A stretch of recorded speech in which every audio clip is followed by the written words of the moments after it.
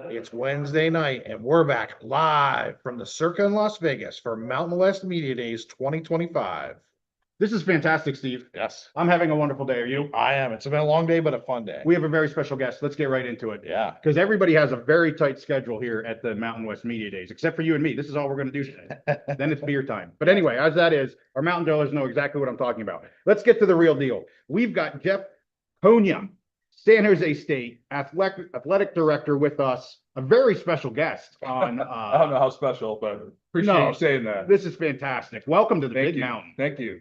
Yeah, go ahead, Steve. I was gonna say, he's been here all day, talking, mingling, and all that, and he's giving us some extra time. Everyone else is, at the casino having fun, and he's giving us some extra time. That's what I do. Yeah, I'm a giver. we appreciate That's that. fantastic. That's fantastic. Yeah, we do appreciate it very, very much. And you're a two-time NACTA Athletic Director of the Year award recipient. That's fantastic. I appreciate that. Thank you. What 2 years was that? If you remember. Yeah, it was, I believe, 2017 and 2021. Awesome. Fantastic. And you started that at San Jose State in 2021. Yeah. Okay. So Exactly. about almost exactly 4 years right now then. Yeah. Starting year 5. Yeah, there you go. Fantastic. Well, we want to get into a whole bunch of stuff. Obviously, it's football media days. We'll be focused on some football. Yep. Let's start with the coaching. I think Ken, you want to talk about Coach Ken, Yeah, Steve? absolutely. I'll let you go at it Yeah. because I know Coach Ken and you have some History. some Yeah. history. So our Mountain Dwellers know I'm a retired Navy. So the entire time was in the Navy, Coach Ken, he was an institution himself at the Naval Academy.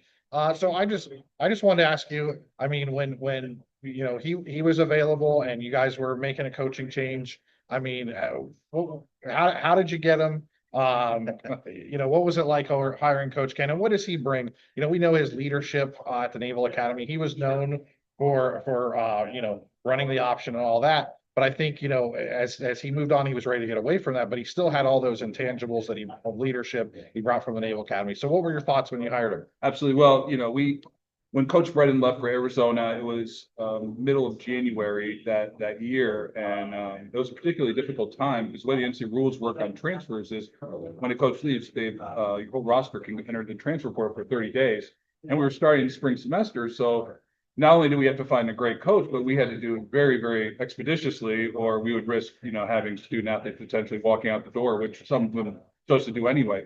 But Coach Brendan was big on family and authentic relationships, and that was a special sauce that seemed to work at our institution. So in a way, this was kind of almost doubling down on that with Coach Ken. And after we kind of interviewed him and went through that process, he's one of those individuals that you talk to and you think you've known him for a long, long time. Just a really authentic, genuine individual, and you can see why he's been so successful in the leadership position as a head football coach and at an institution like the Naval Academy.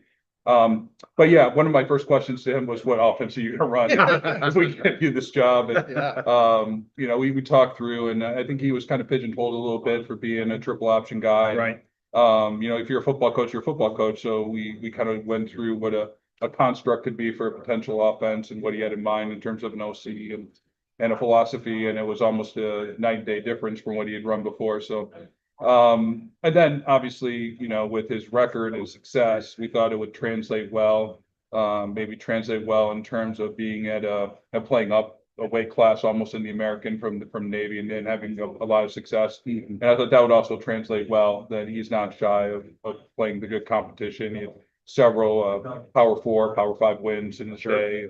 One memorable one I remember was at Notre Dame. But anyway, all those kind of things came together, and I think he was appreciative of the opportunity to get back and call the timeout, so to speak. And we're really fortunate that he's there. And we were here last year, and I think Vegas had 3 wins on the board for us as a win total. And and we were the first team in California to get bowl eligibility. So I thought he did a tremendous job last year, and we had so many close games that it could have been even more special. Yeah, and we got to be honest. We projected you guys down there as well. A new coach coming in, the turnover and everything. So we were so pleasantly surprised. I told JY when Coach Ken was hired, I said, no idea what offense he's going to run, but the guy is a leader. He'll bring the team together.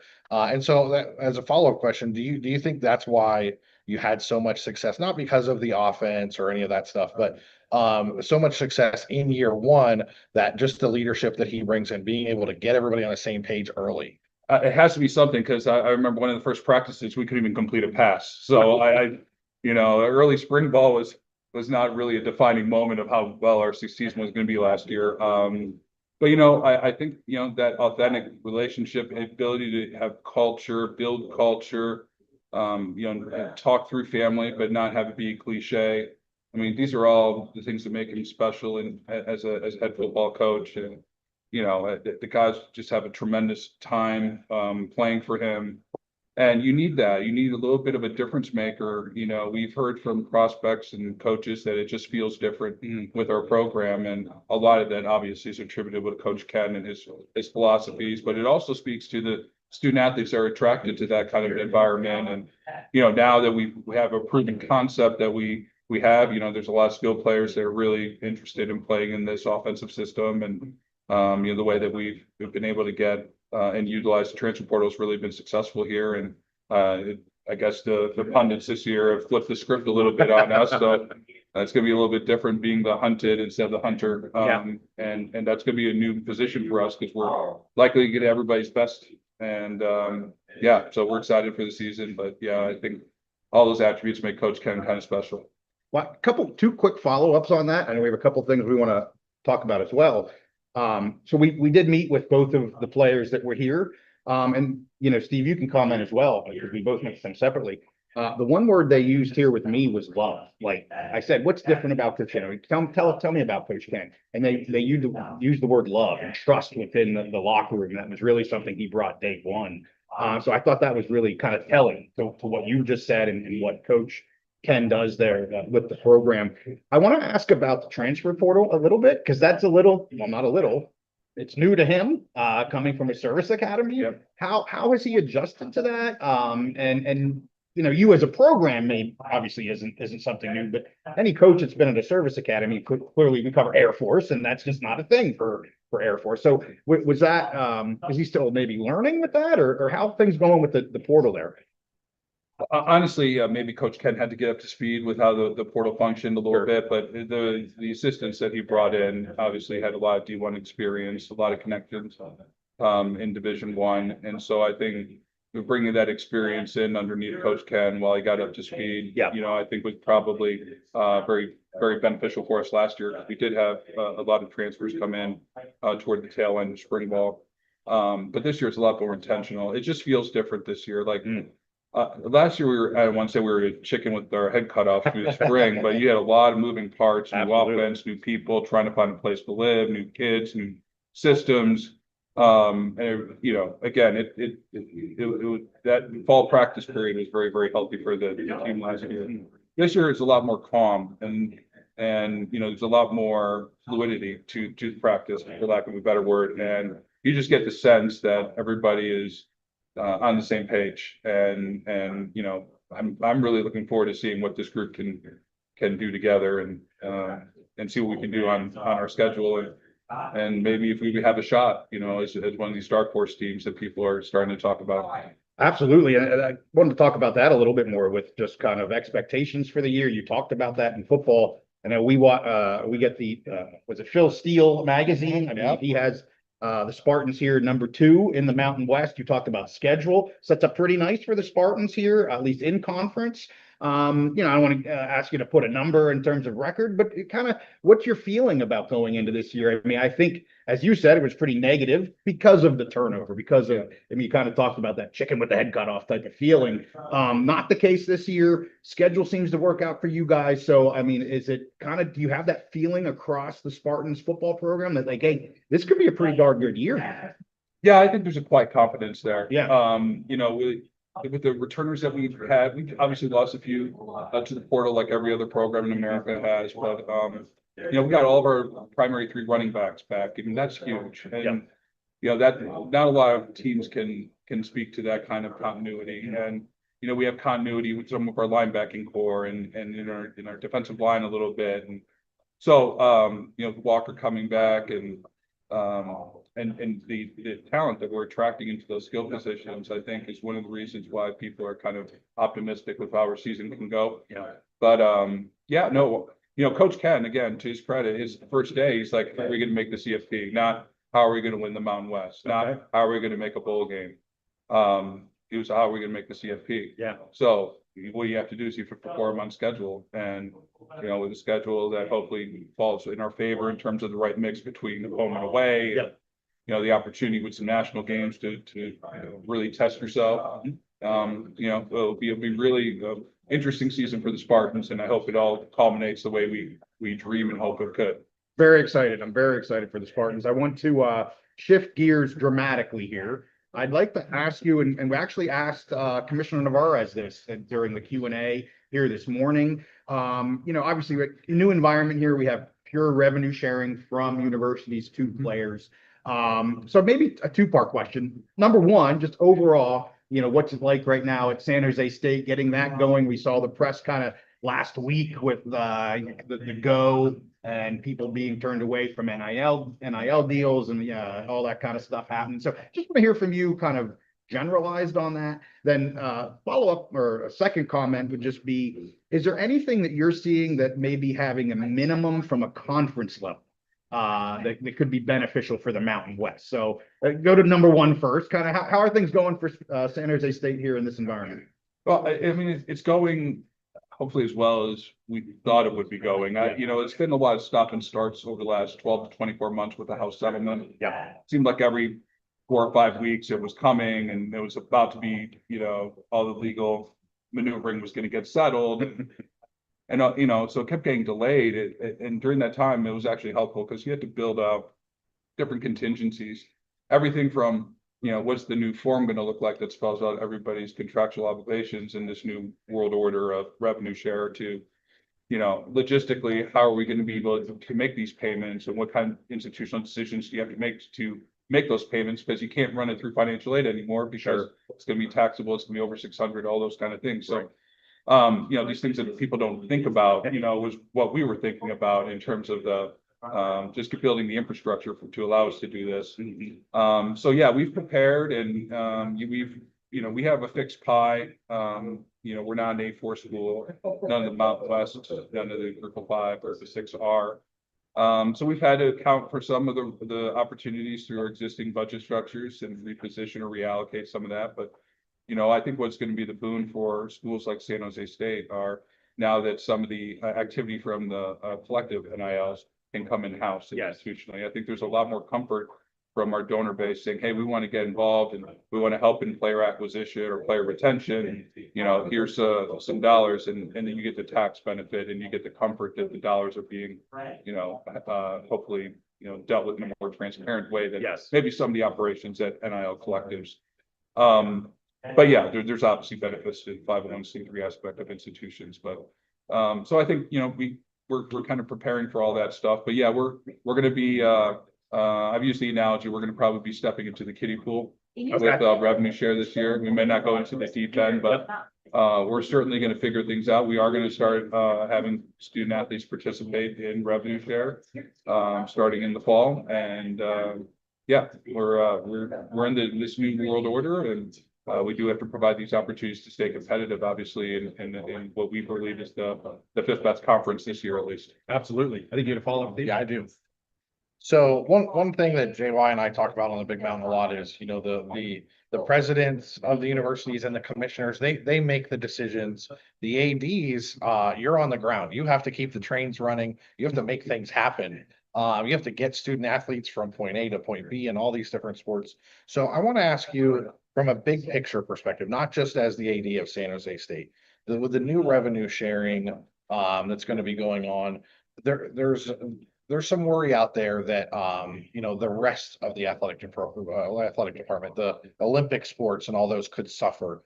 I just want to know your thoughts on that, and why is it important for schools to have a robust athletic department, and why is it important to still support all those programs, even though they're not making you money? I mean, a wrestling team in general, or whatever, those Olympic sports are not generally making money for you, but why are they still important to a university, not just San Jose State, but all schools across the country. Yeah, I mean, I think that's a great point. I think one of the things with revenue share, and you get into this talk sometimes when people bring up like, should student athletes be employees or stuff like that, and then I always, you know, don't prescribe to that. I really like, you know, college athletics being tethered to the higher education mission, and just knowing how transformative that degree, that piece of paper can be in somebody's life. And I think we're do a disservice if we start getting away from some of those principles. But that said, it kind of speaks to your other point of, you know, what is the return on investment for intercollegiate athletics? And if it solely is about, you know, one or two sports and making as much money there and cutting everything else out, then, you know, that would be unfortunate, I think, for how our society values a lot, a cross section of sports. And, you know, for a lot of years, college athletics really has been the breeding training ground for the Olympic athletes, as you mentioned. So, you know, certainly what we would like to do at San Jose State, while we may have to reposition some dollars operationally or scholarship or something like that, we don't want to get to a point where we're, you know, cutting programs or decimating programs. I value what the student athlete experience is. I wouldn't be here without my student athlete experience going through college, and I'd be hard pressed to start to depress those kind of opportunities for the youth that are coming through, just because it's so vital in terms of how you even mature and how you learn. And that's why student athletes, when you go into the workforce, are hired in droves compared to maybe some of their counterparts, because they have these life lessons that you learn just through the participation in intercollegiate athletics. If it starts to go away, those are some of the things that you might lose in terms of just your collective heartbeat or your culture within the intercollegiate athletics. Great. Well, I want to be respectful of your time. I know you have other things to do this evening. Steve, did you have any other comments that you wanted to ask? Questions? I might have one more. Okay. All right. You got some time. Oh, we're good? Okay. Okay. Steve? So I'm not sure. My handler hasn't, you Yeah. know. Yes, okay. He's not even paying attention. Yeah, keep going. Yeah. So I believe I heard another interview you were involved in earlier, and I believe, I mean, maybe I misheard, that you went to law school. Is that correct? I did, yeah. Okay. So I want to ask you, and again, not just as the athletic director of San Jose State, someone who is a student athlete, you've had to work in higher ed athletics and make things happen, get things done. What are your thoughts on the potential of the federal government to step in with legislation to possibly codify the House settlement and maybe put some other rules? Do you feel like that is good for the industry overall, for major college athletics? Or do you feel like there's any risk there? You know, the NCAA for decades, this has been an association where schools came together to kind of regulate themselves. There's been some issues, there's been some problems, and now you know, potentially have the federal government coming in and making rules for you. So I'm interested to hear your thoughts on you know, is it something we need? Are there risks? And what's your perspective? Yeah, I think there's risks if you.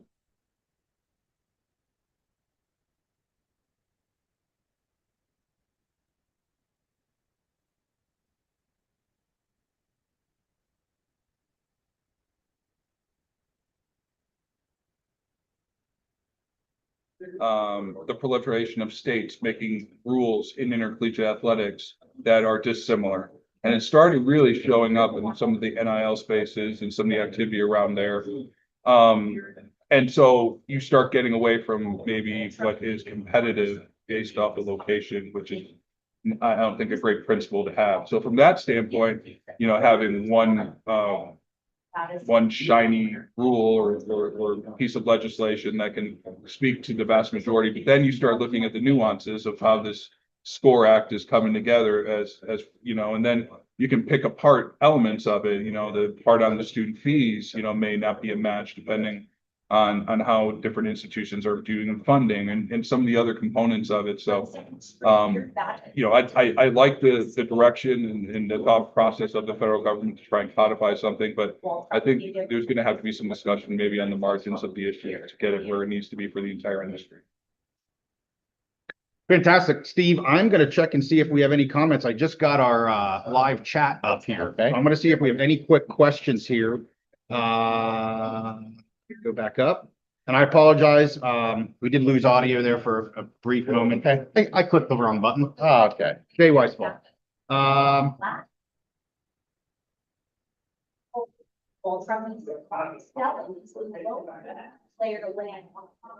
Okay, I'm not seeing it. Well, while JY's looking, I have one more follow-up Sure. on this. So again, I want to get back to, the ADs. We've talked to a lot of ADs over the last year or so. We've been very lucky. AD Frazier out in Northern Illinois, a bunch of people, which I love him. He's great. Sounds great. Yes, yeah. Do you think, again, the athletic directors, you guys have to make the trains run on time. You have to get people to where they need to go. A lot of these decisions are being made at such high levels. You have these committees in the Senate, you have, even the NCAA, in some ways, they feel far removed. Do you feel like the ADs should have more of a voice in this process? I'll say the Big Ten, I'm the Big Ten guy in our show. There was a lot of pushback after that expansion of, okay, basketball season, USC, they got to get all the way over, play a game at Rutgers, get back, stop on the way and play at Ohio State. So with everything that's gone on, not just the legislation that's going, but the whole process, everything that's happened over the last 5 years, do you think people like you have had enough input? Or should you have more input into this? Because the logistics and what really needs to get done. Man, that is such an interesting question. It's kind of a difficult question to answer because, a lot of the decisions are made by institutions or just that. It's in the self-interest of each institution. Yeah. And, so one of the hats you wear is, this selfish, I got to get ahead of my competition at all costs hat, right? And then, when you start and maybe pull back a little bit, it's kind of like, okay, well, what about similarly situated institutions? What's in the best interest for them? And then you pull it back even farther, then it's like, okay, well, what are some of the common rules that we can all, work on or work toward or agree to? And I think, depending on what hat you're wearing, you're going to get very different answers. And I think as an AD, you have to be balanced. And you have to have those perspectives, because if you get caught in one of those, you're gonna miss the train, or you're gonna miss the opportunity of resetting a new schedule, or and I think that's it. You're gonna have to have the right perspective as you start talking through these massive changes coming to intercollegiate athletics. Go ahead. I got one I want to ask. Okay. About these massive changes. Okay, I got one more, and then I'm gonna hand it over to JY. You're going, Steve. Keep going. We I talked like about, Steve's one more. yeah. That's kind of like me at the end of the night at the bar tonight. I know, right? So, well, we talked about AD Frazier out there in Northern Illinois. So it brings up, so what they did was, they joined the Mountain West as a football only member. They're putting the rest of their teams in a local regional conference, which I think makes a lot of sense for them. Do you see that going forward as a trend where maybe the revenue sports are in larger conferences that are spread out, basketball and football, and maybe those Olympic sports, that's a way to save costs, is put them in smaller regional conferences? Yeah, Steve, I remember having a conversation about this 20 years ago, where people were talking about, maybe it's you pull out the sports, the footballs and basketballs, baseballs, if you will, softballs, whatever it is, whatever that cohort is. And then the rest of the sports would be in a federation based off of geography. Like, those conversations have been had through the industry, but what it pushes up against are the current NCAA rules and regulations around automatic qualification, conferences being formed. It's not the easiest to form conferences. There's significant,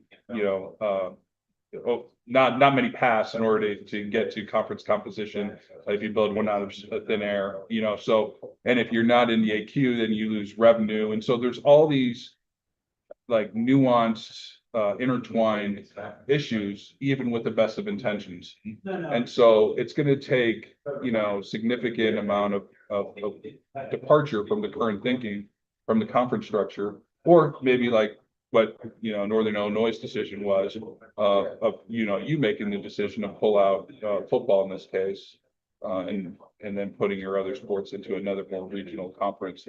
For us, in the Mountain West this year and moving forward in 26, we're very content with our geographic footprint.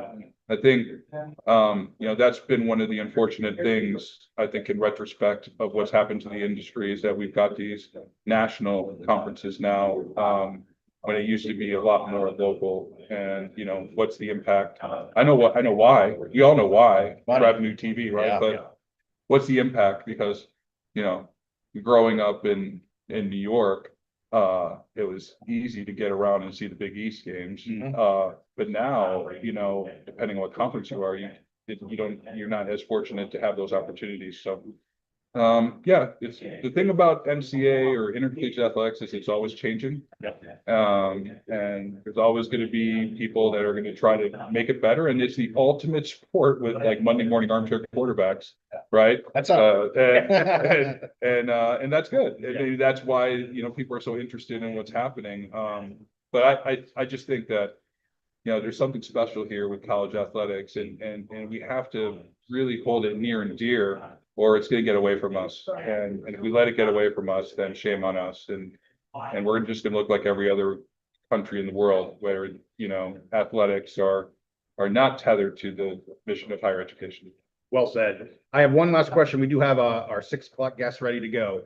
But I have to ask you this. If you have an opinion, of course, there's been a lot of chatter about the college football playoffs. We talked about that here a little bit earlier, San Jose State, Coach Ken, that being the goal here. What if you have an opinion on this, AQ5, AQ 44221 model, all these things being thrown around? Do you have any opinions on that? First of all, I'm okay with expanding from 12. Okay. I think there's, deserving teams, whether that number's 14 or 16. I think that you can create a system out of that I think the public would enjoy or come around to. I'm not for prescribing numbers. Where does that happen? We got 3 NFC North teams making the playoffs now because they were good last year. I mean, I just think that part of athletics is you play your way into championships. Otherwise, what are we doing? What are the lessons we're teaching? So I'd be in favor of expansion, and de facto, most of those open spots are going to go to the teams that I think would be more clamoring publicly for those. Sure. For a different structure to ensure that. But I think organically it's going to work itself out unless I'm mistaken. I completely agree with you. I just had you here, thought I'd get your take on it. Maybe you say something a little bit different from what my thinking was. Thank you so much for giving us 30 minutes on this special live No episode. problem. Appreciate it, and appreciate all the fans of the Mountain West and cheer on the Spartans this year. There you have it. Well, have a great evening. Appreciate it. Thank you. Thank you, Jeff. All right, there he is, the athletic director at San Jose State University, Jeff Konya. Konya. I said it wrong. What is Konya. it? Konya. Konya. I got it. I knew I was going to do Like it. cognac, but Konya. When you think about it too much, you say it wrong. Maybe later. Okay. There you have it. Thanks, guys. Appreciate it. Hey, thank you so you. much. Yeah. Thank you. Thank you. Yes, thanks, Jeff. All right, so we are going to keep moving on. We have a 6 o'clock guest. He is with Wyoming. We've talked to him before. Can I say one thing You can before say Jeff everything. leaves the area? Jeff, thanks again for joining our show, but I also want to say thank you for what you do for all the student athletes at San Jose State that aren't at a media days like this, that aren't famous, that aren't going to play in the NFL, that are like you, and they're getting their education by playing sports. So thank you what you do. Thank you. All right, buddy. Well, we are moving right along. And as you know, live shows always go perfectly or not. And so I do apologize for losing the volume there a little bit ago. We're going to welcome now our second guest for the evening. We've got Ryan Thorburn here. How you doing, Ryan? I'm doing well. How are you guys? Oh, we're living large. We're in Vegas. We're loving life. Yeah, we're at the Circa. We're at the Circa. That's right. So day one in the books. How many media days has this been for you? Well, that's Should I that's not hard ask to that? say. I Okay. mean, I started my newspaper career, 30 years ago. So I've been to a lot of Big 12, a lot of Pac-12, the Okay. old Pac-12, Right. the real Pac-12, I should say. And a handful of Mountain West, even going back to the WAC. Okay. I covered the 96 WAC championship here actually between Wyoming and BYU. So I'm getting old, but a lot of them. And it's always fun because it's the official start of football season, right? Yes. I mean, summer is over for those of us who live college football and work in this business. So I always love it. And there's no better place than Vegas to do it. And Circa is pretty awesome. Oh, this is phenomenal. Our first year here, I want to give a shout out to our mountain dwellers that have viewed all of our episodes and podcasts and helped us get to here, year 2 of our pod. We're having a great time. We're going to be pumping out tons of content. Started today, but we have a lot more yet to come. And yeah, I'm blown away by this event here at Surfa. It's been phenomenal. What do you think, Stevie? What are Yeah, your thoughts on the Surfa here? it's been fantastic. What the Mountain West has done, to put on this event, I think has been fantastic. The venue is fantastic. And it's been great having all this wonderful access to the players today and some coaches tomorrow. Well, we got to meet two Wyoming Cowboys today. Honestly, the most enjoyable time that I had. Nothing against any of the other Mountain West players. We had fantastic time with all. But I was able to listen to the wonderful Fattest podcast a week ago, which is the three interior linemen for the Cowboys here, Barnett, Walsh, and King. Were you a part of getting this up and running, or how did this whole podcast start? Do you know this backstory? Well, what Jack says, Jack Walsh, our starting center, preseason All Mountain West, great dude, legacy, recruit at Wyoming, and Yep. he turned out to be a heck of a Cowboy. He basically said him and Barnett and King, whether it's at breakfast or lunch, they work out and then they have lunch in the facility and they just sit around and talk for hours. This time of year, I don't know if you guys know this, but football players basically take an online class or two, work out hard in the mornings, and then play golf. Or what, those that don't play golf, sleep or play video games, whatever. So they would sit around and talk for hours and they're like, we should make this a podcast. It's so funny Yeah. and entertaining. And so they approached Nick Seaman, our communications director. He produces, our official athletic department podcast, the One Wyoming podcast. Yes. Nick kind of said, yeah, I'll do it. They're really naturals at it. I had all three of them on the One Wyoming podcast just to kind of introduce their podcast. And they're really naturals at it. And they've had some really good guests. Yes. They're going to have Gloria Navarez, among others, on their next episode because Jack did some interviews here on the podcast. So, it's fun. I think that's the cool thing. I was in newspapers for ages and, I was old school and by the book and this and that, but media has changed. Like I'm now working for Wyoming. So I'm media/PR, whatever you want to call me. Right. Communications, and guys like that can do their own media. Yeah. If you want to get to know me, here's my podcast. So Sure. I think it's great, and it's a great way to promote themselves and the football team. It's awesome. Anybody that's interested, you don't have to be a Wyoming fan. If you just want to hear, college athletes, football players, just having a good old time. They do like little segments on things. I'm going to throw it out there. I'm going to be in a segment coming up. All right. It has to do with McDonald's. Oh, Yeah. Yes, he pulled me over and asked me the McDonald's question. So, That's hey, their go-to question. What is your McDonald's order? And they ask Gloria that. They ask okay. everybody that. In fact, I drove those two from Laramie to Denver for the flight here. And they had just worked out and they're like, we're really hungry. Can we stop? And I'm like, of course. So I know what their McDonald's orders were yesterday. Pretty extensive. I think Yes. it was still breakfast. Jack got a number 2 with coffee and a number 6 with water. There you And go. J Mike, I think, got 3, sausage, egg McMuffins. Or There you whatever. go. Yes. Well, let's talk about J Mike real quick. I mean, what an awesome young man. He was on the pod there a couple weeks ago, and just really enjoyed listening to him speak. They get it, kind of get into his background. I mean, it blew me away. Just kind of started football for fun in high school, and here he is, in my opinion, one of the top tight ends in the country. Just a phenomenal talent. One of the best offensive talents that Wyoming has this year. I'm expecting huge things from him. I mean, just a fantastic individual. I don't really have a question other than just a nice, wholesome young man. Yeah. Is he from Illinois? Am I mixing them up? Is Walsh from Illinois? Kansas City. Kansas City. Okay. All right. Yeah. John Michael Gillenborg, great story. His recruiting story is essentially he was a basketball and baseball player. Craig Bull was really tight with the high school football coach at his high school. He went out just for fun, like you said, played in 3 high school football games total, was injured, I think. So he only had 3 games. Yeah. He was basically like line up here and run a go and we'll throw you the ball type of athlete. And that coach, I believe, I was talking to Craig, he's like, I got a guy that you might want to take a look at that no one else knows about. And, Wyoming is a developmental program. They get, 2-star recruits and turn them into Josh Allen and Logan Wilson and Chad Muma and those type of players.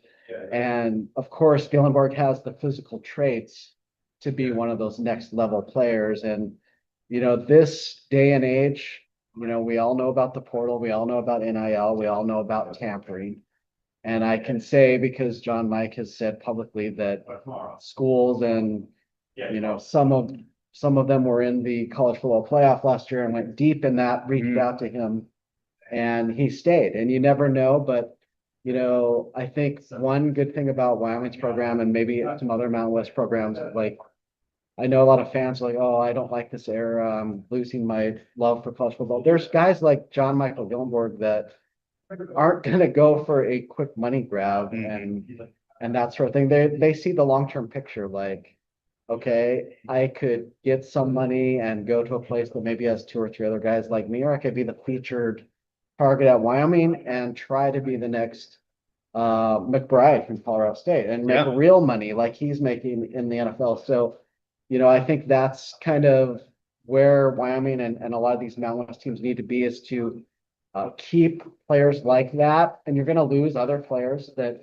have different backgrounds and might need more NIL than you can give them. But, if you keep that core and then fill it in with guys from, the FCS level that are looking to move up, you can still have very competitive football teams in this era, in the revenue sharing era. And, obviously Wyoming's going to share revenue. It's just not going to be the same amount of revenue that, Notre Dame's sharing. Yeah, right. So I also have a question. I have a follow-up on John Michael Gillenborg. I was equally impressed with him today, talking to him as I was seeing him play last year. And honestly, I'm the Big Ten guy in our group on the Big Mountain, and so I have some comparisons to make. Just as a Penn State fan, last year Tyler Warren I think is actually a great comparison. A guy that kind of was off the radar as well. He was a high school quarterback, I believe, and all of that. But had the physical attributes and all that. So to me, very good comparison. But for you guys as a school, and talking to your players today, they echoed the just being cowboy tough, being humble, going 1-0. He wanted no accolades or anything, you could tell. But for you guys as the communications director or as the athletic director, whoever has that role, is there a balance there between being humble and also wanting to promote your guys, maybe get them on a watch list for an award or something like that? And how do you guys balance that? Yeah, that's an interesting question. I think obviously you want your players to get national publicity, and I think eventually John Mike is going to get that this year because of what he does on the field. Obviously, he wasn't even preseason All Mountain West tight end, which is mind-boggling for those that are in the circle and like see what he does every day. But I think I think Wyoming wants their players to have as much national prominence as possible. I know that some coaches maybe want to hide some of their redshirt freshmen and stuff like that until they, as long as they can, but everyone's going to get discovered once they hit the field. So you can't worry about that. You got to put your best players out there, let them thrive and try to retain them. And, I think John Mike is kind of this team. Obviously they're picked 10. They were 3-9 last year. It was Jay Sawvell's first year. Jay has said the mistakes that he made, in terms of, okay, we have everyone coming back from a 9-win team. We're all good. Yeah. He didn't see some of the holes in the roster. He didn't have time per se. He was hired in December when Craig Bull retired. It was the same day. Craig Bull's retiring. And by the way, Jay Sawvell's our new coach. 2 different press releases back to back there.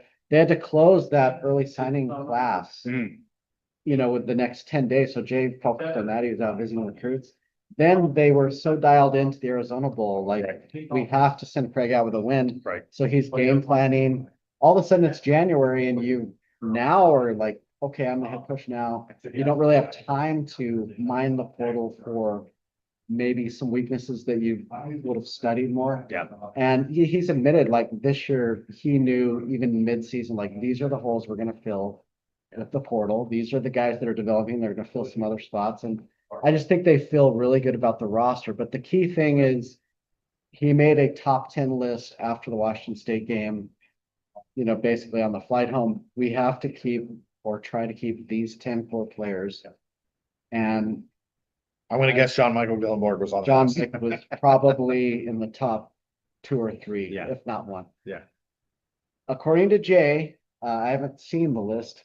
They kept 9 of them. Yeah. So that's a good start. And then you build around it. Wyoming has 47 new players. Wow. I believe the numbers 23, 24, either transfers or incoming freshmen, which is a good balance to have. Yeah. Because those freshmen are gonna probably redshirt, except for a couple of them. So that's the next wave, but then you fill in those holes with the transfers. And I think they have some impact transfers. So I'm just gonna say before I hand the mic back over to JY, John Michael Gillenborg needs to be on that Mackey Award watch list. It needs to happen. Let's make it happen. Well, everybody's listening to this, so Yeah. I think Yeah. maybe tomorrow that'll happen. Yeah. So I did want to ask, I did want to move to this season. I mean, you did a great job there, kind of telling us, you know, what happened last year, maybe, I think a whole bunch of different things kind of went into that season, right? Even when you look back at the schedule, they had a conference schedule where those teams ended up, you know, the Arizona State, the BYU, WUBA, like you didn't think they were going to do what they ended up doing, right? So really a much harder out of conference schedule than what any of us thought coming into that season. But moving into this year now, you mentioned the top 10. I heard Jay talk about that, and we're going to have him on here tomorrow as well. And he was very clear, I think, over the spring about there's certain areas in the transfer portal that they knew they needed to get better at. And I don't think he was overly specific, but I think everybody kind of knew maybe 3 of the 5 or 4 of the 5. And I think it looks like, to your point, they've kind of probably addressed them in some way. Is that kind of the feeling you're getting right now? That's like, hey, if you can never have everything you want, but you know, kind of coming out of the transfer portal and everything, hey, this is he kind of got what he was hoping for here. Yeah, and I think mostly it's all over the place, but a lot of it is on defense. Obviously, Jay Sawville was Craig Bull's defensive coordinator, and now Aaron Bull, Craig's son, is Jay's defensive coordinator. And you know, I think that's another thing that gets lost is Jay Johnson was in his first year at Wyoming as the offensive coordinator. And, you know, and he's a really talented guy that's been at Colorado and Michigan State and all these different places. And it was his first year, and they're basically trading out Craig Bull's, you know, 3 yards in the clouded mash mouth for more of a spread look. Now, they're still going to primarily want to establish the run first, but Caden Anderson's going to spread you out and sling it around. So that's a big transition going from, you know, having a fullback, having, you know, 2 or 3 tight ends on the field and that sort of thing to spreading you out. This will be second year of that. Caden Anderson's got a firm grasp on that. And, you know, defensively, I just think some of the areas they ran into problems with, their 2 safeties, Wyatt Eckler and Isaac Whitehead, basically played every snap for 3 years. And they never even thought about what if those 2 don't play and they're both out. All of a sudden and then you're playing at North Texas, like the best passing team in the country. It's like, it just snowballed. And like you mentioned, I think these guys and the team as a whole, that at least the returners, are going to be so unfazed by being picked 10th, like, because in their mind, and they will admit this, like they had most of the crew back from the 9-win team. Everyone's feeding Wyoming like, oh, Arizona State is last in the Big 12. You can go get this road win. Start off with a Big 12 road win. You got BYU coming into home 2-0 against the Big 12. BYU's picked 12th or whatever they were picked. BYU? By the end of the season, Arizona State is the Big 12 champion, pushing Texas in the playoff, and BYU essentially was the 2nd or 3rd best team in the Big 12. So, you know, you never know about these schedules, how it's going to play out. Wyoming was dealt a pretty tough schedule last year. I mentioned North Texas without basically your starting secondary, and they're the best passing team. So it kind of snowballed. It got out of control. But one thing I will say that I was impressed with, there was no white flag. Caden Anderson's first start, they went a shootout on the road in New Mexico. They were competitive in the second half of the border war, but that was a very, very bitter loss. Yeah. And then they really had Boise State on the ropes if Caden Anderson didn't get hurt. Playoff team, wouldn't have been a playoff team, and Wyoming would have won that game. Right. And then they ended, in Pullman with a nice 95-ish yard drive to end the game. By the way, Evan Svoboda Yes. benched, Yes. come back and save Yes. us after we benched you. Yeah. He comes back in, you talk about a character guy, leads them on that drive. The season basically ends with a Svoboda to Gillenborg touchdown on the last offensive play of the year. And Svoboda's like, you know what? I'm moving to tight end. I love Wyoming. It didn't work out at quarterback. Yeah. Maybe it'll work out at tight end. And he's definitely, like Jay says, has an NFL body just as much as Gillenborg does. Yeah, for sure. And that's awesome. I'd love to see him do that. Like, he's just a cowpoke. He wants to be a cowboy. He wants to be in Laramie. Just do whatever he can to help the team. I mean, it's clearly what his thing. And I got to go back to that Wazoo game. The most excited I was the entire season. That was so phenomenal. Yes. After the, again, disappointing season we had, but that game with, as you said, Evan Svoboda coming back in, going to J Mike, phenomenal game. We have a question here from Bill, that college football guy, one of our good viewers here. He's asking about Memorial Stadium, if everything's still on track. I've seen some recent pictures, looks really good. Any update on the stadium there for Memorial? Yeah, so this is phase 2 of War Memorial Stadium being totally refurbished. Last year, obviously, we took out the west stands, the lower west stands, and replaced them with new stands. This year is a major project because there's going to be a brand new press box. There's going to be club level seating over there. Yep. On the west side, which is kind of like the Wildcatter seating, that they did in 2011 on the east side, which is more of an inside type of get out of the weather. Yes, and right. Have your little beer and cocktail wieners or whatever they do up there. This is more for, I'm not judging anyone, but I'd say more of a younger crowd that has the money to go in and spend money on the drinks and then come back out. It looks really cool. Like, if I was retired and had the means, I would be sitting up in there. It looks really fun. But that's going to be really cool, and that's going to help generate a lot more revenue on game days, which, our athletic director, Tom Berman, said it's all about generating new revenue now in rev share. So that's really going to help, and it actually decreases the capacity a little bit. So you're talking, when I was in school in the 90s, War Memorial Stadium was 33,000. Now it's about 25,000. Mm-hmm. And that's not a bad thing because it's hard to get tickets to Wyoming football games. Yeah. I mean, you guys saw even last year, they have 2 wins and the Boise State crowd was insane. Yes, it was. So that's going well. According to the construction people, it will be done for the opener against Northern Iowa. Wyoming starts out on the road at Akron, That's so right. that gives them an extra week there. But yeah, it'll all be done, and then obviously the second home game is going to be a major test of everything new because Utah's coming to town, and that's a big deal. Absolutely. Well, you mentioned the Akron game. I am going to do my darndest to make the journey to that game here, and hopefully I'll be able to enjoy watching a live Wyoming Cowboy game. Probably about as close to where we are at, Steve, that I get a chance to do. So if I don't do it now, I don't know if I'm ever going to do it. At some point, we need to get out to Laradise and have a live show there. Well, I might be working on that as well, but you know how it is. You got to take one thing at a time here. So, well, Ryan, thank you so much. We want to get to maybe a few other things here on the live show and talk about Commissioner Navarez's comments, talk about maybe some of the media stuff. I know there's been a lot going on the X and on the socials today. I have had no chance to check it because we're making content. We're not reading content. Interviewing players. It's been a busy day talking to a lot of Mountain West players. So maybe the last question I had for you, Ryan, was there any takeaways that you had from today? Of course, you're kind of following the players around. You were in the morning session, I think. Anything that you took away from the day so far that maybe was new that you hadn't heard before? Not really. I just think Jack Walsh and Gillenborg did such a great job of kind of telling the story of where the program is right now.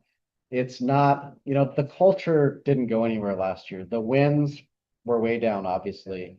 But they have their slogan that they started in January. It's personal. Yeah. And I think they're in a good place because, like I said, they have all these returning leaders that want to end on a note like Craig Bull did, where they're winning 9, 10 games and leaving that legacy, because they were a very consistent program under Craig Bull. Yes.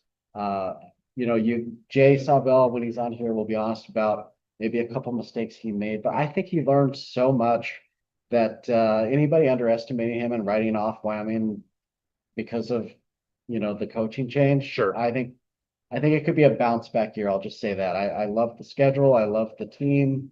Obviously a lot's going to be on Caden Anderson's plate. I know he's a very accurate player. He's a winner from South Lake Carroll. Yep. He has a swagger to him. So that and just getting all these new pieces on the same page on defense, I think it could be a good year.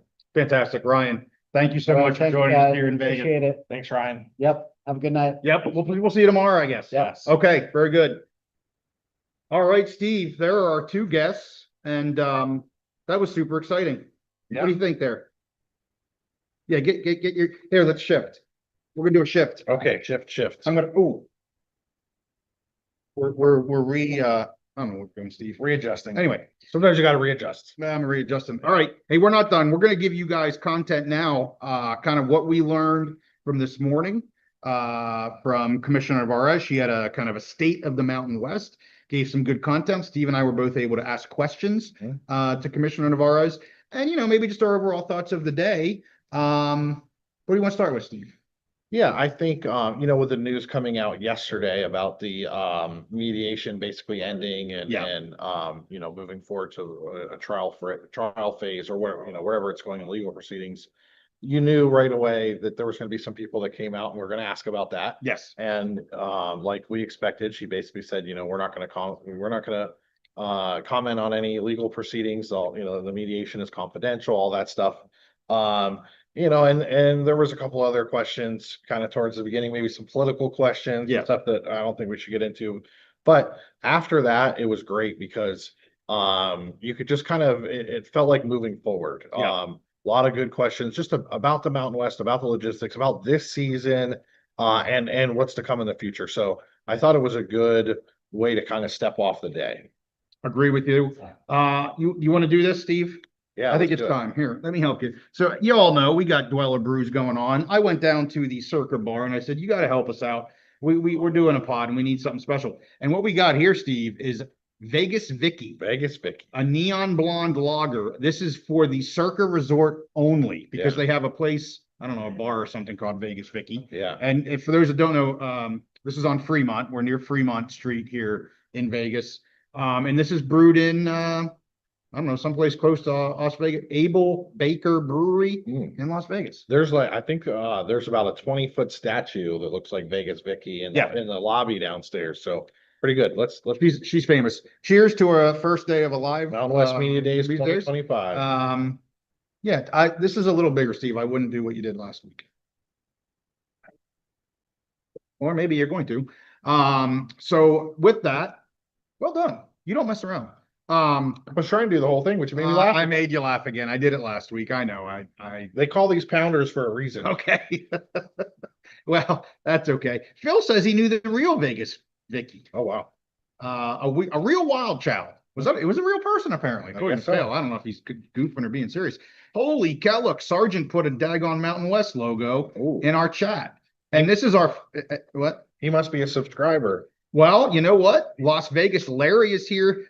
Shout out to Las Vegas Larry, our first membership dweller at the peak. We have several. Shout out. For those that do have the subscriptions, make sure you email us your email address so we can get you the Discord information as well as an address to send you our goodies. So I know Las Vegas Larry's on. Sergeant Morhew, I believe we may see him tomorrow. But he also is a subscriber now. So make sure you send the email to the Big Mountain 3, number 3 at gmail.com so we can get you guys all the good stuff. And yes, Las Vegas Larry's super happy he's number 1. He is number 1. We're number 1. And we're going to do a happy hour tomorrow at Beer Zombies. It's very close to Fremont Street. Beer Zombies Brewery, 6 o'clock tomorrow. We got some goodies to give out. We want to meet everybody. I want to see Las Vegas Larry. I want to see Sergeant Morhew.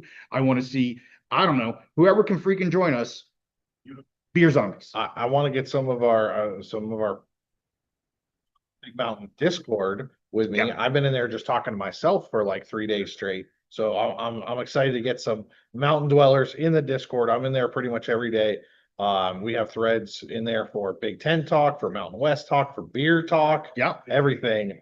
So I'm excited to get that Big Mountain Discord going. You know what Sergeant Warhugh's doing? What's that? I put some special logos in badges or something that they're called Yeah. within the membership thing. Yes, that's And what I'm he's- saying. yeah, he's using the membership. He's showing off, And showing his bling he's bling. putting his Mountain West. He's got the Dweller Brews down I there. love it. Look at Freaking that. love it. See, that's what you get when you're a member. You get, or what are we doing? Yeah, a member. You get Yep. to do cool stuff like Sergeant's doing right now. Okay, so Las Vegas, Larry, I got to tell you this story. We could be here a while, guys. I'm just saying. We got our Vegas Vicky. We got things to talk about. And when you keep saying things like this, so Las Vegas Larry brought up the hangover. Oh, yeah. He says we're going to all hangover tomorrow night. Look, if I wake up with a tiger in my room, then things are about to go down. I'm allergic to cats, okay? No tigers. I don't have the drugs to put in the steak. It would be cool to have Mike Tyson hang out with us. So, but here's the deal with the hangover thing. What I wanted to do today, so as y'all know, this is our first media day. So we had a schedule, but we didn't know exactly what the heck was going on. So what I wanted to do, I wanted to take all the players and I wanted to maybe I shouldn't say this because maybe we can do it next year. Maybe. But I wanted to get into awkward situations, like have one of them put us in a headlock, Oh, yeah. have one of us bench press us or something, and we would have done a clip show to the like they did at the end of the Hangover movie. Yeah. All the behind the scenes crazy stuff. I want to do that with the same music and stuff. Our producer would have loved it, but the timing. I mean, I'll tell you what, these players, they're on a strict schedule. I couldn't get it done. You better get some of the big uglies if they're going to bench press me. Okay. Okay. I don't know what that means, but okay. Big uglies, the big offensive. We do line have a or defensive picture. I know one. I think our producer is going to be putting some up. I was able to get a nice picture with Commissioner Navarez line. today. Yep. Unfortunately, Steve wasn't around. You were doing something, Yeah. and we couldn't get her back. But we'll do it again tomorrow. We actually do have a sit down with her at 9 a.m. She's going to give us some time, so it'll be the Big Mountain. We'll get that out tomorrow as well. But there was a picture that we got taken with the Mountain West Trophy Yes. and Commissioner Navarez and myself. So there you go. So see PW Baker Production putting some goodies up. And of course, I flexed beside the Wyoming Cowboy. Yeah, I love the setup they have here at the Circa for Mountain West Media Days. We got to take some pictures today. Our producer is showing those right now. They had all the uniforms set up, everything, all the helmets, very cool. Yeah. And just the different rooms really gave us a chance. You got to sit down one-on-one in Radio Row here at our table and do some one-on-one interviews. I got to mingle through kind of the scrum room. I don't know exactly what you call it, but I had to fight my way through the other. They call it the print and TV interview room. Yeah, but the real reporters call it the scrum room. But anyways, I got to fight through them to get some more. We talked to players from almost every Mountain West team today. Didn't get maybe a couple teams, but almost every team we were able to talk to multiple players. Yes. It was just a great experience. Mountain West has done a great job this year putting this all together. So let me go over real quick who we do have out right now. So of course we had, of course I get his freaking name wrong. Jeff, I said Cooney. Yes. Like a raccoon. Right. After he had just told us. I know, because I'm dumb. Konya? Jeff Konya. Yeah, or whatever. San Jose State Spartan Athletic Director, Jeff He'll Konya. never come on the Big Mountain again. Yeah. I screwed that up. But anyway, I just put out our discussions with Walker Egat and Tania Latu. So what you guys are typically going to see is at this table, I'm able to have both of them about a 4-ish minute conversation. Steve's actually in another room where he gets them one-on-one and some conversation. We tried to do our best to not have crossover questions, but it's going to happen because we kind of had to figure this out last night over late night snack and a brew. Yes. But right now we've got the San Jose State one up. And that's again, both of us being able to talk with them. We have the Nevada one up. Again, that's both of us being able to talk with them. The Fresno State one is up, Unfortunately, I did not have them at this table. You were able to speak to both of them. So Hamilton and is it Spomer? Spomer, Yes. is up, but that one's only Steve. And the first one we got out today was Colorado State. Yes. So we had them, and we got them combined as well. That'll be the only ones we drop today. So if you're interested in any of those, please do. The first one I'll drop tomorrow will be Wyoming. I'm gonna be doing some production here, maybe at a bar with Steve. Yeah. I don't know, but I'll be doing some post production here tonight. So we will be getting out a combo deal with Wyoming, with Utah State, and what's the other combo deal we have, Steve? Nevada. I don't think I mentioned That Nevada. was good. Can I have another?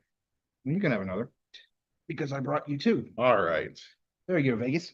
Yeah, so anyway, and then tomorrow, while we're producing all of this and putting this out, as I said, we have Commissioner Navarez, and we'll get that one out tomorrow. Then we have coaches tomorrow as well. We'll get some of them out tomorrow. We'll get some of them out on Friday. We also have plans to meet with some more athletic directors. That one, if that happens, we won't get that out until Monday.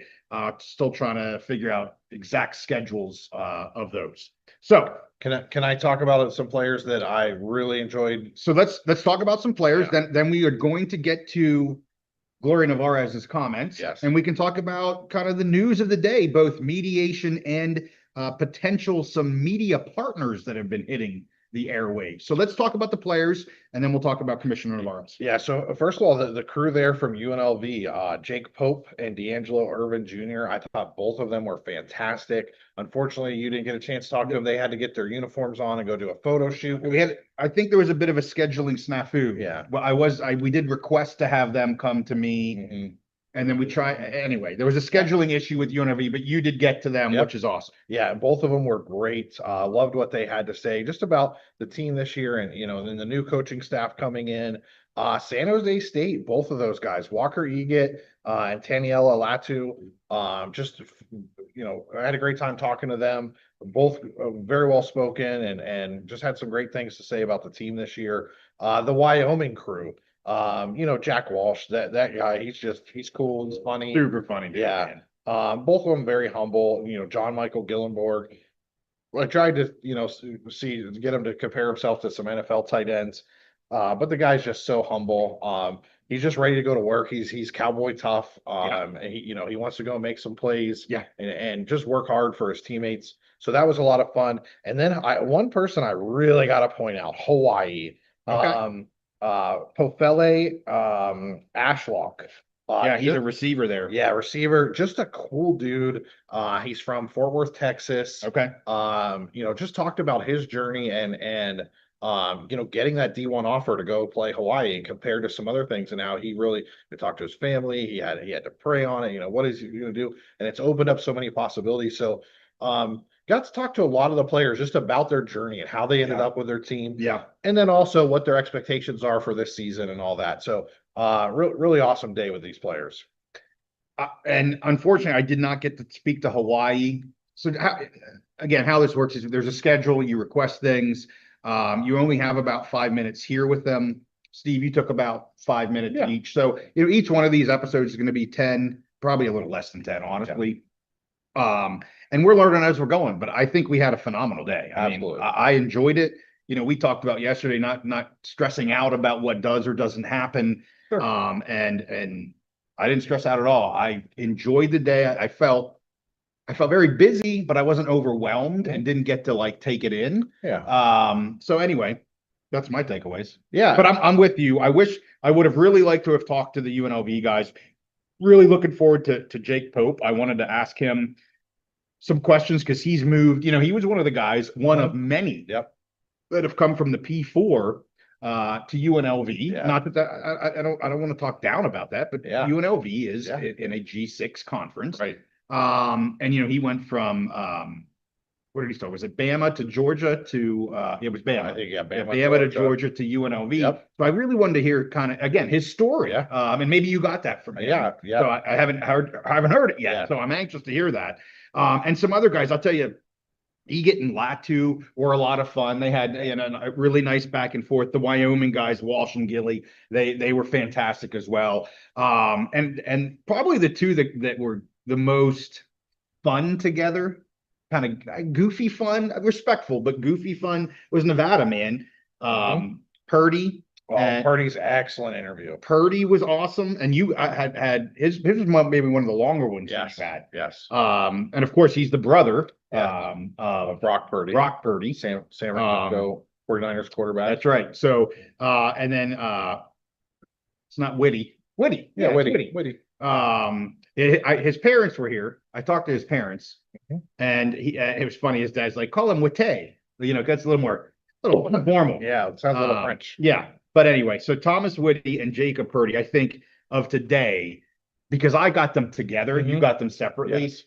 Absolutely, they had a really cool bond going on, really low key. I saw somebody comment, I think, on the video that it was really good. I got a text from one of my friends that said, wow, that Nevada one was really cool. They got along really well. And so here, I want to show you guys this too, because we've got poker chips that are super everybody loves these things. Yeah. But they got the TBM logo on the one side, and they got a QR code on the other side so people can find our channel. Yeah, everybody loves these things. I think that was really cool for most of the teams, not all, but for more than 50% of the teams.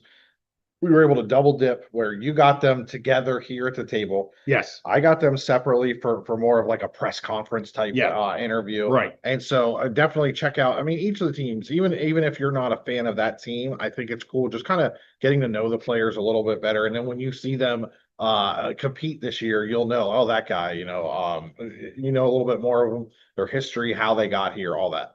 I see Eric saying Jake is a great kid from our high school and went to school with my daughter. I'm hoping he plays well at UNLV. I have no doubt that he will. Wish I could have, had a convo with him, but I'm glad that we got something out of it.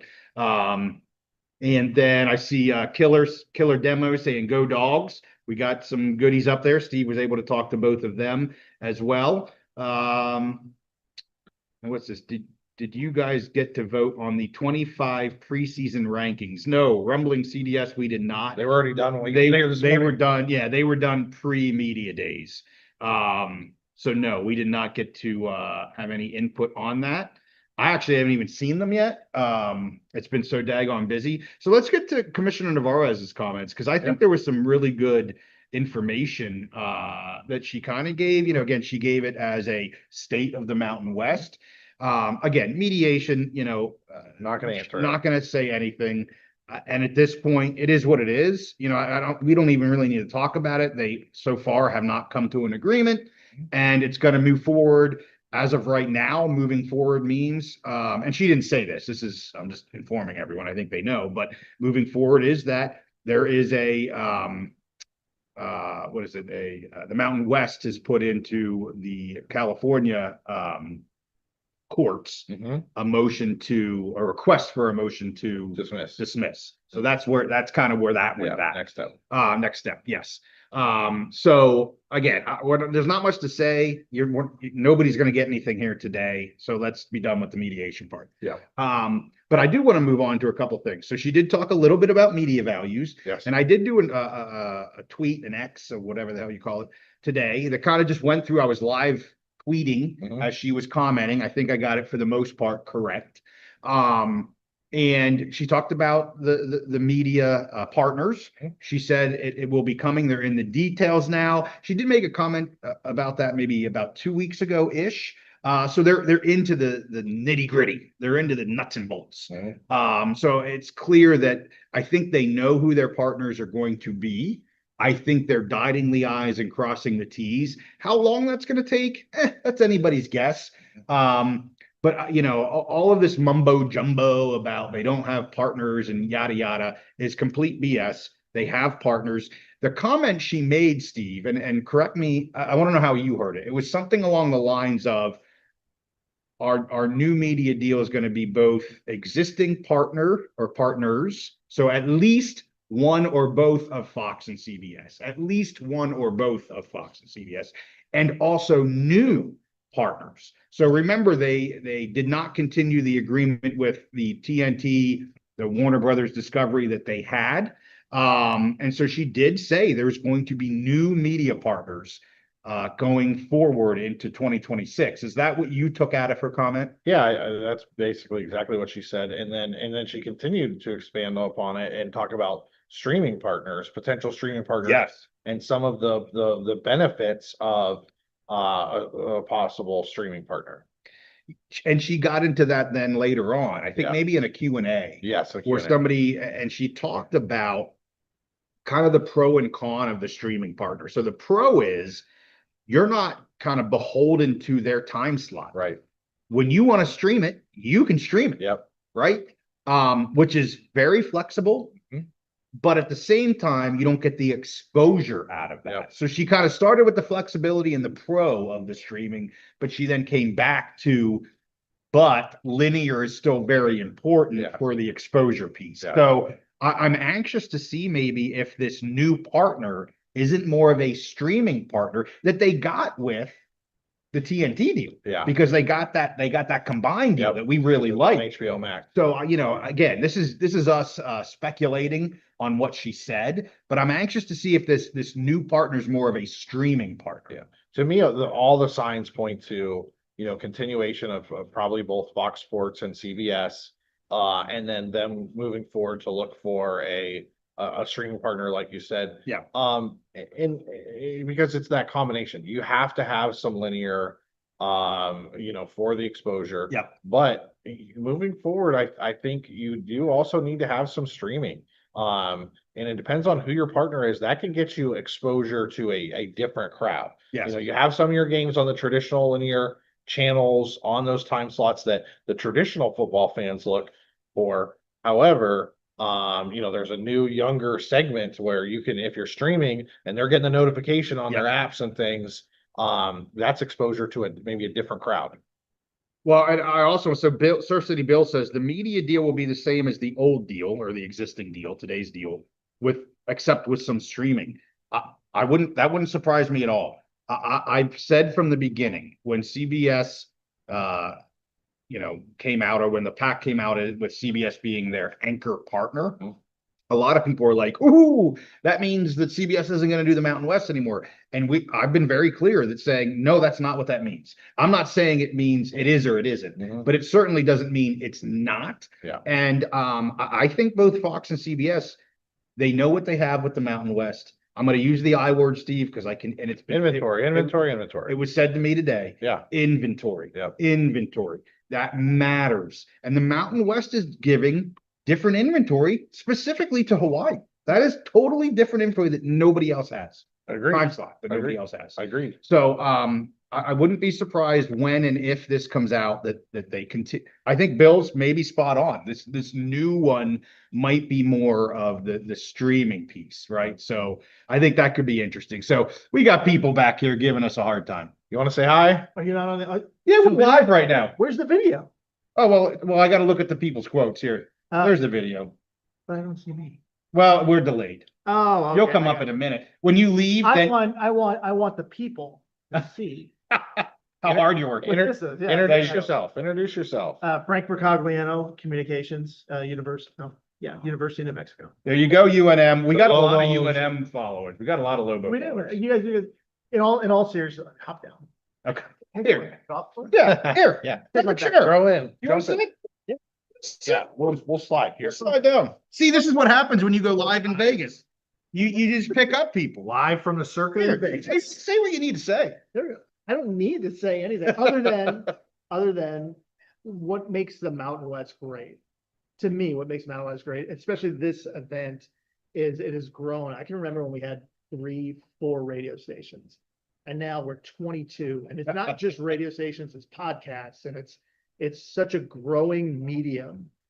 Just like for you guys to get Fernando Lobo Yes. on, and I told Fern, probably 10 minutes. I want to say you guys had on like 25 or When something. we get to talking, you never know. But that's what's great. And that's what makes Fernando great, is he understands that everything is changing and everything is evolving. And it's not just collegiate sports, it's how you cover collegiate sports. It's how you get your message out for collegiate sports. And so there's a void, and there's so many different ways that people get their information, and so many different ways that people digest things. And so I think there's room for everybody. And I think it's great that we have so many people here at this meeting today. Well, and it is a record. We didn't say this. There's so much we could talk about. We could be here till midnight. I don't know what's going to happen, but You're on the internet. You could be here to midnight. that's right, until they cut off the Wi-Fi signal. It's Vegas, baby. Midnight's when it's getting started. But a record, they said, is it 22? I believe 22, yeah. 22 different I don't want to say radio, but different tables like we have here on media or on Radio Row, they call it. And it's a record for the Mountain West, which is phenomenal, right? I mean, like you said, we've got radio, we've got podcasts, crazy people like Steve and I, we've got a little bit of everything out here. Yeah, and it's one of those things where, sure, this year may be a more enticing year to come out here, because I don't know if you've seen the news about what's going on with this league and another league, but it's again, there's just so many different ways to digest information, and you have the traditional radios that are here, and so those are the drive time folks over the air. There's so many people. I'm one of them that will hop on, even if it's a YouTube podcast, I will just pop it on my phone, hit CarPlay, and I got a 45-minute drive. I'll put it on 1.5 speed, and I can get 2 of these babies in. And there's so many different focuses that you can just get, and there's 12 teams in this league. Yeah. You need all the different stuff going on to keep up with it. And so I think it's fantastic. It's so fun to see everybody. And I think it makes it great. We had 24 players here, and I think we were the only one that had the repeat. We had Gabe Lopez here last year and and even Gabe was like, this just seemed bigger this year. He's like, there's more going on. I said, yeah, it's really cool. He's like, I wish I could come next year.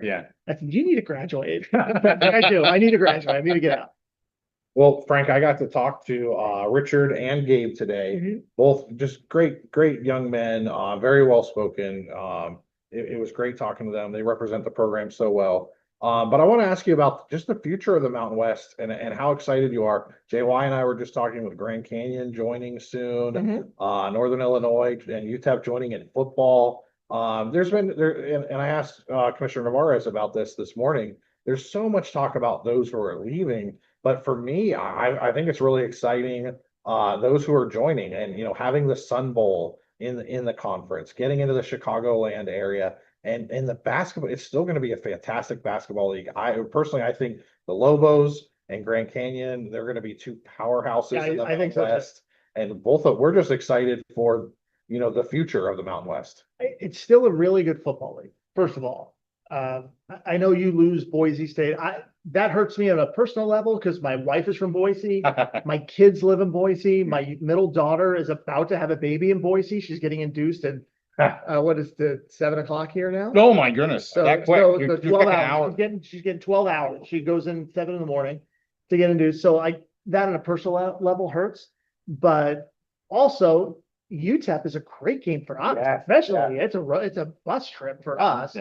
So that one's really fun. My old boss is the AD at UTEP, Jim Center. We've Good on the show, end of the show. He's Center's awesome. Yes. He's fantastic. You got to ask him. Down to the earth. I will tell you this. I guarantee you Jim Center knows where every Cold Stone Creamery is in El Paso. Nice. Because he knew every time we went on a road trip for football, he's like, hey, we go eat dinner together. And he's like, hey, if we take a left here, I know there's a Cold Stone. I'm like, okay, Jim, okay. And they beat Fresno in a bowl game. I was actually at that game in Boise. So there's good They teams. just beat Notre Dame last year, too. There's great teams still in this league when we move forward, and who knows who gets added in the future. Basketball wise, I'm actually really excited because it compacts it a little bit.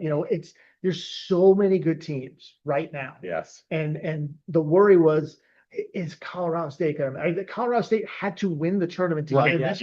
We had to win it last year. And it's like, it shouldn't be that way. But there's almost too many right now. Right. And so this, in a way, if it splits out and now it's like, okay, us and Grand Canyon, we should probably make it. Like we're the two, and then UNLV is always going to be good enough. They have the facility, they have everything that they need to always be good enough.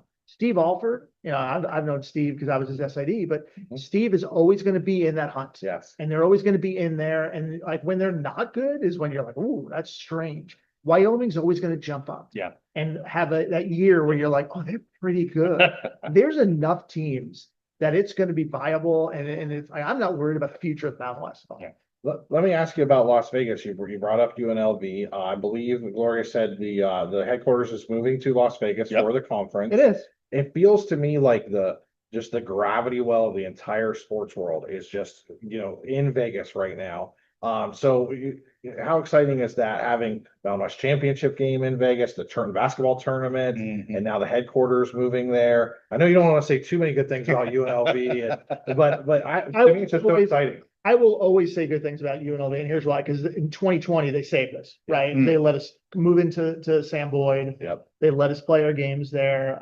We did COVID testing at UNLV's facility, so I will always have a soft spot for UNLV and what they did for our program and for that. So, it's funny, you kind of look at teams and you're like, but we all get along really well. Yeah, And we all root, when it's non-conference, we all root for each other. Mhm. What I think is neat is, as a kid, I grew up in New York, and it was just like, I always thought New Jersey was the West. Yeah. So you'd see the Vegas stuff and everything, and you'd be like, I would love to go to Vegas. I'd love to see what it's like. And now it's like, I'm here all the time. Yes. The tournament and the meetings and all the things, but Vegas is big. Yeah. Vegas, you got to take yourself out of it. Yeah. And we come to Vegas and we're here, we're used to it. Mhm. But for a lot of people, Vegas is Vegas. Yeah. It's the hangover. It's Yeah, like yeah, the movie, yeah. right? We're just talking about that. There we were. And it has a gravitas to it. Mhm. And so, when you say that, and this is not a disrespect on Colorado Springs. Yeah. Because I love Colorado Springs. It's such a groovy town. Oh, yeah. They got what is it? The place we get the tacos. Why can't they got a torch taco? Oh, okay. That automatically makes Colorado Springs a fantastic place. Yeah, They yeah. got Torchy's tacos. It's just a beautiful place. Yeah. It is, but Vegas, right? Yeah. It just it's got more gravitas than Yeah. Colorado Springs. And Yeah. so I think it's great that the league's going to be. Yeah, do you think that the Mountain West, it seems like the strategy moving forward is to leverage Las Vegas, as this place to come. Let's come here for the Mountain West, the football championship game. Let's come here for the tournament. Let's have our media days here. Do you agree that the conference is leveraging Vegas for, I don't know if they're leveraging it or not. I just know it makes sense. Yeah. Would Albuquerque, would fan base in Albuquerque, would they love for like the Mountain West tournament to be in the pit? Yeah. That would Yeah. be so fantastic. It would be amazing. Now it's hard because we have very limited seating Yeah. and everybody has to go up one ramp. Like Yeah. there's issues there. Yeah. Right. But it would be amazing. Yeah. It'd be fun to move that thing around. But again, if you're from, just pick, Dubuque, Iowa, Sure. right? And my son plays at San Jose State, Mhm, and I'm going to go and watch the conference tournament absolutely. in Vegas. Yeah. That's it. Yeah, Like, that's yeah. amazing. I'm not against, the tournament moved like their baseball tournament to Mesa. Yeah. And it was fantastic. And one of the reasons that you do that, because I've worked for the Western Athletic Conference I'm their official scorer. And one of the reasons you go to Vegas for that stuff is because there's no weather issues. You're Mhm. never gonna have a delay. Right. You're never gonna have that. Now, we play a lot of extra inning games, which isn't great. But like, I could totally see the league saying, hey, we could, because Vegas plays it on campus, but why not play in the Aviator Stadium Absolutely. and come here and leverage Vegas for that? So I could see those things happening and utilizing it. The tennis tournaments here, so I could see that happening. Heck, let's have the championship. Let's have a championship game in the Sphere. Only Someday. only if Fish plays the national anthem. There you go. I've heard Fish in the Sphere is a pretty good thing. Okay, all right, there you go. You know what I heard? Somebody on the, I don't even want to say it, but on the chat, they told me Backstreet Boys is in the Sphere this week, and I went, we're not going there. Yeah. Who's going to I that? would go see that. You go see that? I would go see All right, well, there we go. We got My to take her. kids, I'm a Hanson fan, so I would go. Oh, there we go. There we Yeah. go. Mbop in the house. All right. God, I saw them in San Diego. So we played San Diego State this year. And I always Google what's going on Friday night. I'm usually out of time. And I was like, oh my God, Hanson's there. I have all their stuff, right? And I've never seen them live. And I told my wife, I'm like, I think the plane's gonna land. I think we're gonna be okay. And so they're like, she's like, yeah, you gotta do it. And so I went to the concert by myself, which is an amazing thing to do. And I was like there, I'm waiting in line, and there's just all these, 35, they're my daughter's age. These women are in line and just, screaming about Hanson and the not the bouncer guy, but like the guy kind of runs the places talking to people. And he comes up to me and he's like, are you here yourself? And I said, yeah. And he goes, I don't know if I've ever seen a guy here by himself. You want VIP access? Oh, there you go. I'm like, hell yeah. There you go. So I had VIP access. All right. Like, it was phenomenal. It There was you great. Well, to bring us back to football. Please. Yeah, Please. off of Hanson and Backstreet Boys, I blame JY. It was my fault. Yes. Lobos football fans, what should they be excited about this year for this coming season? I think our team is sneaky good. We really are. So it's funny because I do the notes and it's like, how many returning rushing yards do we have? We have Right. negative 11 rushing yards. Oh my.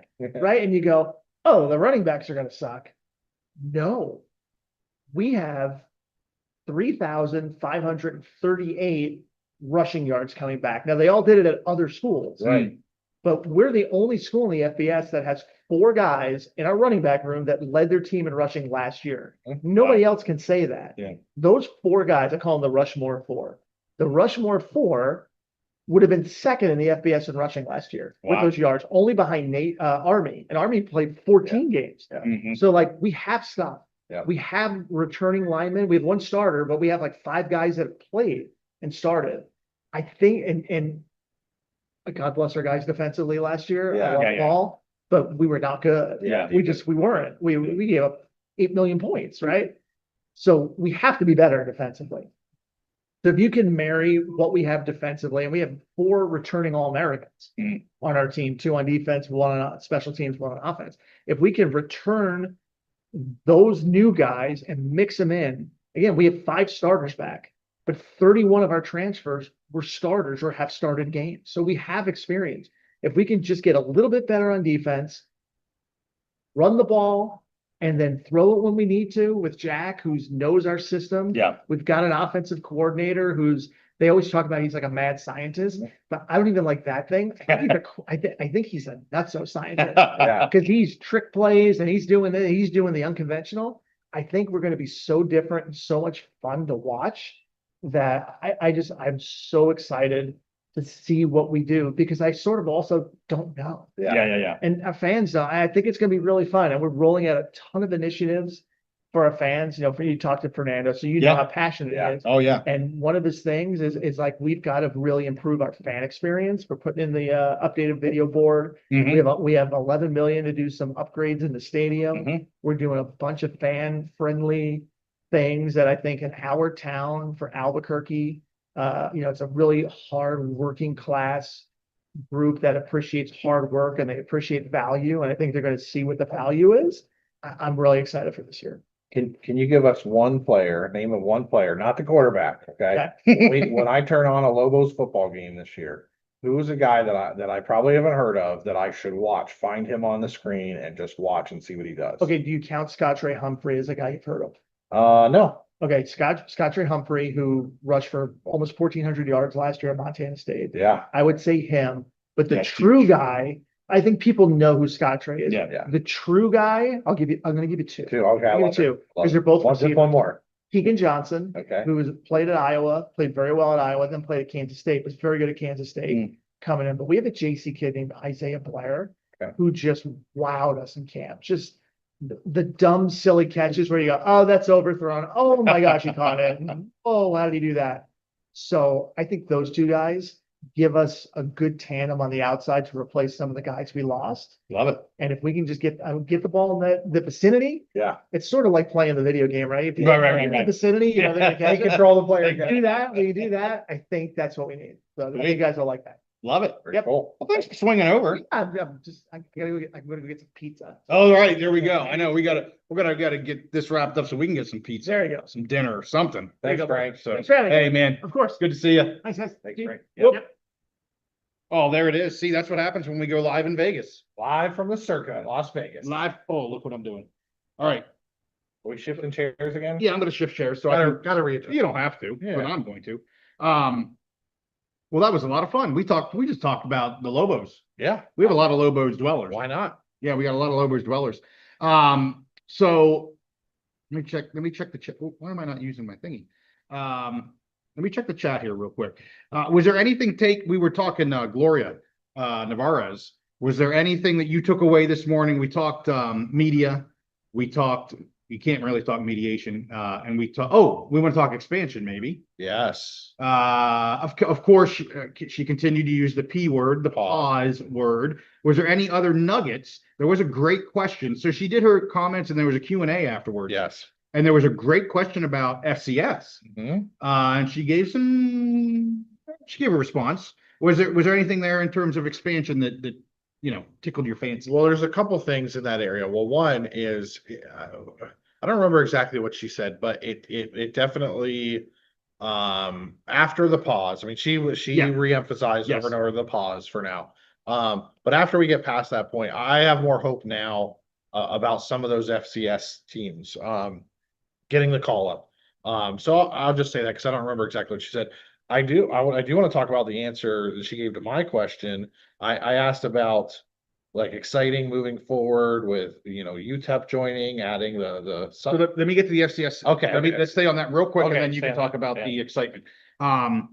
So her comment about that was, and I'm going to paraphrase here, but it was something along the lines of there's several, I shouldn't say a lot. There's several FCS programs we really like. Yes.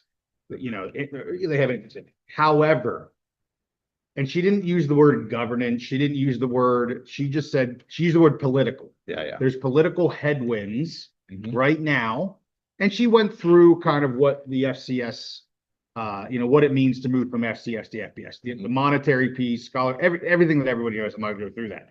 So she brought those things up. Mhm. But I think once we get answers to some of these questions, which is what we've been saying for a long time now, Mhm. and we'll continue to say until these answers or these questions are answered, then you might see the Mountain West not just having interest in FCS, but Yeah. possibly inviting FCS. So Yes. I absolutely think it's on the table. We've been saying it. I've been putting it on X. She pretty much, again, I'm paraphrasing, but she kind of said it today. Mhm. There's very interesting FCS programs, but we're not in a space right now to do it. So I just want to mention that. Talk about your question. Yeah, so I asked her, I basically said, all the talk was about the schools leaving, and that's what's been kind of in the media and everything lately.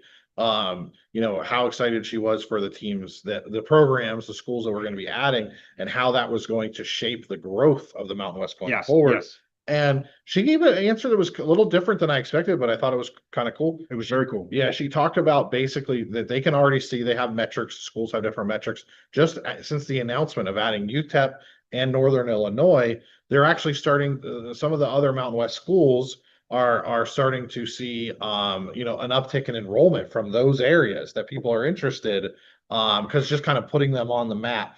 Yeah. So I thought that was pretty cool.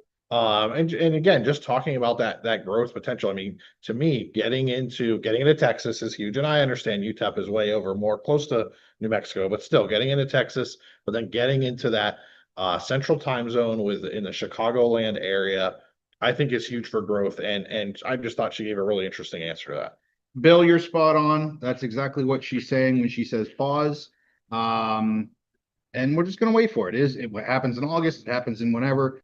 The word she used to your question was halo effect. Halo effect. Do you remember yes, that? Yes, yeah. And she just kind of meant like it's growing everything. And she mentioned donations. Yeah. I've already seen donations are up Yep. at the schools, institutions that are going to be joining the Mountain West. Yes. They've seen it happening with transfers. Yes.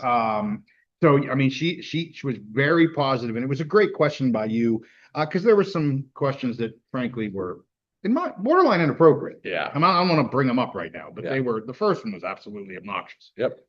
Okay. I'll talk about that first one. I'll talk Don't about tell it. Listen, I'll talk about it in our Discord. Oh, I'll give the people the tea, as the kids Okay. say, in the Discord. It was obnoxious. And you know, this is really cool because we have members that are getting these crowns. I apologize, guys. I don't even know what they mean. But we got JEH. It's got crown number 3 and crown number 2. And I don't know. They're cool. Yeah. It looks like I can King. click on it, but I don't want to mess it up. So anyway, what else do we want to, we talked, I think we're done, Steve. Are we done? Did we talk about everything? I think we're done. It's been a long day. It's been a long day and we're pushing past 90 minutes. Oh, so right now, check that out. The picture that our producer has up. Oh, she just switched it off. Or she. Yeah. See, I'm done. But the Lobo players were in straight up tuxes, black Yes. and red tuxes. Finally dressed. Oh my goodness, it was phenomenal. Yes. I took a picture and put it on X because it was so phenomenal. Yeah. Well, you guys are legit. Yeah, they were well dressed. They were ready to go. They honestly, they look like a crew that comes in here meaning business. They're here on business, not on pleasure. They're here on business. And I was told that was Coach that decided that they should do that. That was Coach. They're standing on business. And we're going to speak with Coach tomorrow, Coach Eck. Yeah. I'm super anxious to speak with him. And we've got a whole list of stuff. And I could just blabber for a while, but I think we're done, Steve. I think we should wrap it up. Let's wrap it up. There's probably more I wanted to talk about, but we're past 90 minutes and we're going to wrap this guy up. Thank you guys so much. This was a joyous day. We have a whole nother one coming tomorrow. Again, tons of content coming out of the Big Mountain. Got some out today. We'll get a lot out tomorrow. We'll get more out on Friday. Probably have to hold some over till Monday. I don't like posting stuff on weekends. Maybe put some stuff out on Sunday. And we're hoping for a really special tandem interview with 2 current Mountain West ADs. Spoke to one of them today. We're going to try to make it happen tomorrow. Some classy guys. Oh, you silly dog. So with that, hey, we say cheers, Vegas Vicky. Cheers to all of our dwellers. Thank you guys. We're here because of you. And I just can't thank them enough. Cheers to the Circa and Mountain West Media Days 2025. 100%. So, hey, with that, make sure you give this one a like. You guys are already subscribed. I know you are. And with that, hey, we'll see you next time on the Big Mountain.